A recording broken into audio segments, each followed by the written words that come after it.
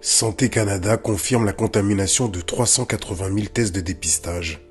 Publié le 27 avril 2020, c'est assez récent. Est-ce que c'est passé aux infos?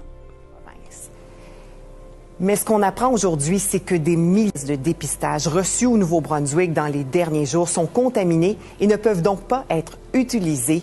Nicolas, on parle de tests de dépistage qui s'appellent en fait des écouvillons.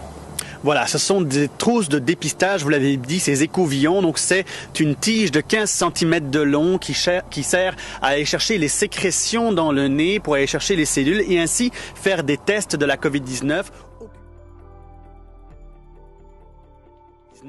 Aucune de ces trousses n'a été utilisée au Nouveau-Brunswick. C'est accompagné d'un tube de transport qui est hermétique pour recueillir donc les échantillons. Le Nouveau-Brunswick a reçu ces tests de dépistage la semaine dernière, lundi ou mardi, nous dit Richard Garceau, qui est microbiologiste infectiologue au Centre hospitalier universitaire du Mont. Le manufacturier est chinois et on parle de 6400 tests, donc de tests d'écouvillons qui ont été livrés au Nouveau-Brunswick la semaine dernière.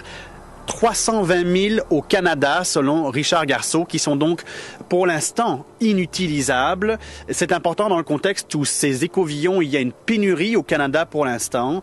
Alors on va entendre là-dessus Richard Garceau. Les écouvillons, quand on les a eus, quand on les a reçus à l'hôpital du Mont, puis comme dans toutes les autres provinces canadiennes, on s'est rendu compte tout de suite qu'il y avait des défauts dedans. On s'est rendu compte qu'ils étaient contaminés avec des bactéries. Étant donné que les gens qu'on teste pour la COVID, c'est des gens qui sont pas nécessairement en bonne santé, bon, on prend pas de chance avec eux autres, d'où l'idée de les avoir jamais utilisés. Vous l'aurez compris, il semblerait que les tests de Covid-19 ne soient pas 100% fiables. Nous l'avons vu avec le président de la Tanzanie qui nous prouve qu'en ayant fait des prélèvements sur la papaye, que les tests sont revenus positif au Covid-19. Nous avons vu également ce spécialiste canadien qui nous explique qu'il a reçu un lot de la Chine qui était contaminé. Qui aujourd'hui peut nous garantir que les tests que nous allons effectuer en France seront fiables? Qui peut nous dire aujourd'hui que nous n'allons pas être déclarés positifs au Covid-19 juste pour être vaccinés? Sachant que notre président, le président qui est à la tête de ce pays, est en partenariat avec l'homme qui aujourd'hui élabore des vaccins dans ces 7 laboratoires. 7 vaccins autour du Covid-19.